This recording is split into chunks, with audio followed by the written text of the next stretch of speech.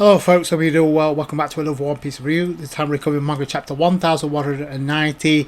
So, school is in session for Luffy once again. Scopper schooling Luffy. Scopper was never going to defeat Emu, but at least he bought Luffy some time. Look, there's some irony in the ending of this chapter. Maybe now this is what's going to trigger Luffy to actually get into the game and actually maybe upgrade his Conqueror's Hockey. Maybe. I'll get into that shortly, but before we get into that, let's get into the cover page with the cover request. And I don't know if Oda did this by design because of the ending of this chapter, but we get Shanks and Luffy as Shanks is grilling fish for cats. Although, if you look at Shanks, he's definitely got his other arm. So we start off the chapter with Scopper blocking Emu's attack to save Luffy, who's still pinned to that tree, by the way, with those two swords. The tree, or at least the log that's behind Luffy that he's pinned to, actually gets carved into pieces, which is actually which I find funny because that's the only reason why those swords came out of Luffy, is because the log smashed apart. Finally, see, that's why the swords are no longer stuck in Luffy's body. So I thought that was kind of funny. Part of the Adam tree now is actually getting destroyed. Clear-cut indicator that Scopper's using Advanced Conqueror's Hockey here. Luffy is just like suffering up the ass because of this, and Scopper's like, what a hideous form, you don't seem to be of this world. Emu's like, you know who art thou?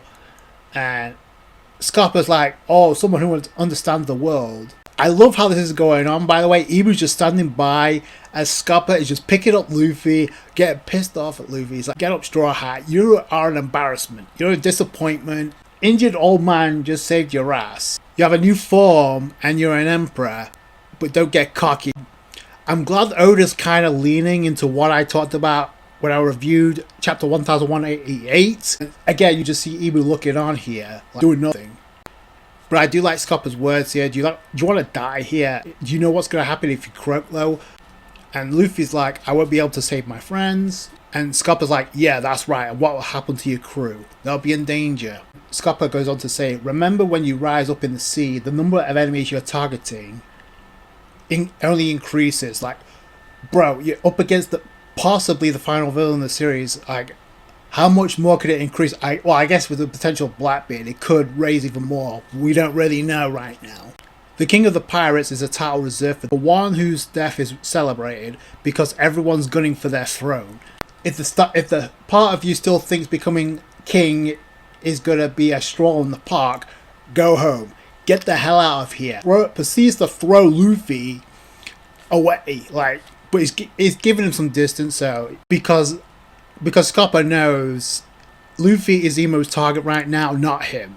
But then Luffy is super triggered by his words because he knows Scopper's right. He knows he's right. If he keeps running his mouth, I'll show him. Show him what? You've been schooled ever since you met him. So it's like, you need to step it up, Luffy. So this is where the action really kicks in, because Scopper comes in flying with the axes. Emu blocks it with the staff. And then Scopper's calling out Emu, don't you want to kill him as well? Emu's like, yeah, I sure do, indeed. He realizes Luffy's a threat, but he doesn't acknowledge Straw Hat Luffy's strength. He acknowledges Joy Boy, which is one of the keys I talked about. It's like, even though he mentioned Straw Hat Luffy, he said that to mention it in the same brain as the three brothers. He didn't really say it to acknowledge Luffy's strength yet. So that's the key here. Then Scopper kind of calls out Emu. He's like, he reminds you of him, doesn't he? Joy Boy. What gave that away? And then Emu's like, who art thou? Thou must not know Mu. And then Emu proceeds to bring out another sword, the Hanabami Toshiro. Emu uses it. Scopper's able to dodge it. Scopper says, oh, I live from Joy Boy's own words, but don't get me wrong, I have no intention of chasing after a person from the past that I've never seen or met before. So I'm like, okay. So to me, is this implying something about the poneglyph that Robin is about to showcase to everybody? Because if that's the case, then I think like Luffy has to be there, right? Because Luffy has the ability to hear the voice of all things, much like Roger did. Pay attention to what Scopper says here. It says, I learned from Joy Boy's own words. So did he hear him, or did Roger hear it and give that back to everybody else in the crew? I feel like that's just where it's going, but where did he hear this? Was it an poneglyph that left behind? And if it did, is that a poneglyph left on Elbaf? Is that the reason why Scopper chose to live on Elbaf. I can't help but feel that's just convenient that there happens to be a secret when it comes to Elbaf with a D in its name. There's potentially a raw poneglyph that Rob has found that we're about to see for ourselves. What else could it be? But if Luffy's able to hear the voice of all things and Robin can't, that's going to tip things over the edge as far as like a lore reveal. Oda decided to focus this chapter on Scopper versus Emu, but it's just one of the things I took away from this chapter. It's like, okay, Oda's definitely hyping up something involving this, what could be a poneglyph. I feel it's a raw poneglyph. If people are still having doubts about what Robin found, I guess we'll find out soon enough. But he doesn't have any intention of chasing someone he hasn't met, though he knows from Joy Boy's own words. That's what he says. And this is where Emu found out who's this captain, and this is where Goldie Roger, the king of the pirates. And this, we get kind of a neat little flashback to when Emu's telling the Gurusei, this is the stage for why is D being called the king of the pirates. Do not let his name spread any further. Too late for that, because it's one that started the golden age of piracy. So Emu's like, oh boy. Emu's like, why would a former crew member protect Straw Hat Luffy? Scopper's like calling him out again because he's like, because you're trying so hard to get rid of him. If he's not a threat, why are you here? It's not because he acknowledges Luffy yet. He acknowledges what the potential of Joy Boy's reincarnation. But Scopper says when you declare a kid like that a threat, eventually someone that can surpass us will be born. And then Scopper goes on to say, you may as well have announced that he is the one we've been waiting for. And as he's saying this, you see a collage of panels of obviously Scopper in the present. You got Rayleigh, Crocus, Whitebeard, Kazuki Odin, and you got Shanks. So I thought that was a cool little touch. So if you couldn't be any more blatant without actually saying his name, obviously there's work to be done. Even at this point, Luffy is not at that stage. He is not at that level. Which raises the question then, what does that mean for Shanks? Is he above that level right now? Has he surpassed Roger like I suspect he has? I guess we'll find out soon enough if and when Shanks encounters Teach. Emu's like, you have a valid point. So he charges up his own and ready to strike Luffy again. And he's about to strike again. But somehow, Luffy gets out the way. He teleports. Now it's hard to say for sure because obviously it's like in panels. It's not action. It's not an action sequence like we'll get in the anime. But it seems to me like either Scopper got him out of the way, or Luffy jumped up and avoided the attack. So I guess we'll find out. But I don't know. What do you guys think? It kind of looks like Luffy jumped on his own, but especially if Scopper was worried at that point. We know he's not faster than Gunko. So before Gunko's transformation, so I'm just throwing it out there. And Scopper's a lot weaker, injured and a lot weaker than he is, so he's not going to be as fast. So did Luffy do that by himself? I'm kind of curious how the anime is going to construct that, but that's what it looked like to me.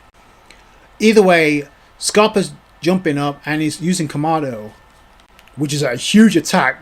So he's using Kamado with advanced conquest haki. Emu pinned down for a moment, but it's like look at Emu's expression in his eyes. But then it cuts. You see that tree falling down to the realm of the dead. Which, by the way, Loki is in the realm of the sun alongside Nami and Usopp. So that tree fell to the bottom of the realm of the dead, and we come to find out that Scopper is at the bottom. So once again, he's back in the realm of the dead. We get to see Loki and we got to see Gerd. I failed to see Haradine anywhere in that panel. Do you? Considering you saw Haradine coaching Loki, hey, let's team up to take this guy down, our father's murderer. So that's definitely not going to get ignored by Oda. So we got, like I said, we got a panel of Nami and Usopp. I failed to see Brook or Gunko anywhere along with Robin, so they must be inside the tree right now.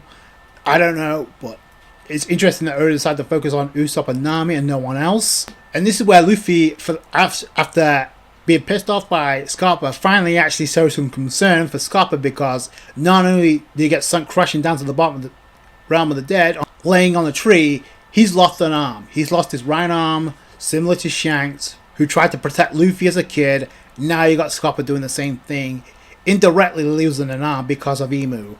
So that's how the chapter ends. This is how we're going to trigger Luffy and what happened with Shanks, and maybe that's going to trigger the Conqueror's Haki upgrade for Luffy, or it's still too soon, and maybe what happens with in between, like I suspect that Hardin, Loki, at the very least, Dory and Brogy should actually chime in to do something. I don't think Luffy's in any condition to do anything right now, but it's at least not until he gets his upgrade. So I feel like that's where Hardin and possibly Dory and Brogy were kicking. They have to do something. Again, this was a very simplistic chapter considering Oda just focused on Scopper and Emu and nothing else. That's fine, as long as we get to see Sanji unlock his Conqueror's Haki upgrade pretty soon, and that's going to be its own chapter anyway.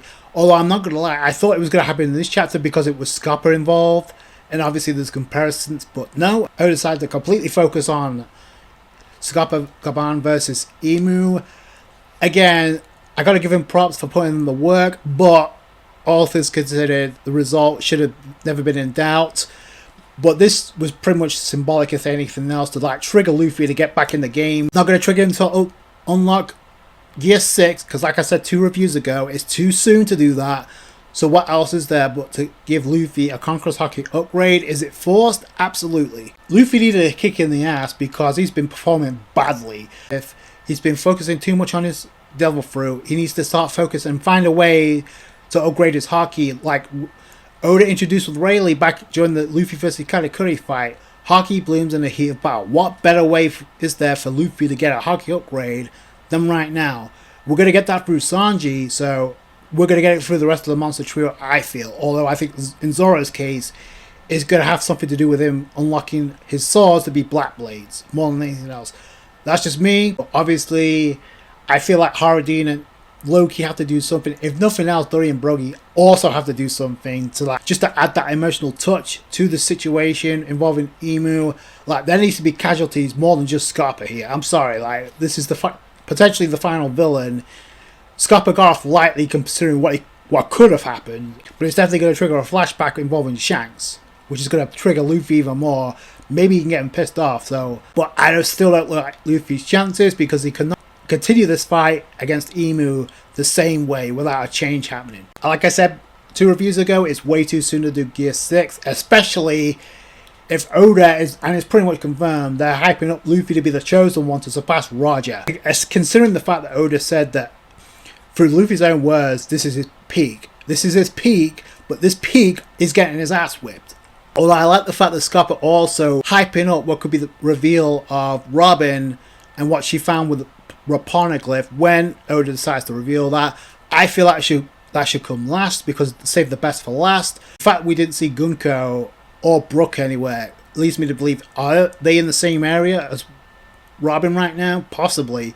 And will Gunko play a factor if we get another repeat of what we got on Egghead Island? I don't know if people are going to be too happy with that, but if Luffy's not ready for this, there has to be another way for Luffy to separate Emu, otherwise Emu's just going to straight up kill Luffy, which we know is not going to happen. So the only other thing besides Luffy getting a Haki upgrade to maybe put up a better fight, maybe has something to do with Gunko forcing Emu back to the Holy Land temporarily. Because right now Luffy's in no condition, something needs to change. Scopper, I give you props for putting in the work, but it could have ended a lot worse. So let me know what you guys think down below. That's going to do it for you guys. Thanks so much for watching. If you enjoyed this review, you guys know what to do. Hit that thumbs up. I appreciate that. I appreciate your guys' support. Take it easy, guys. Bye.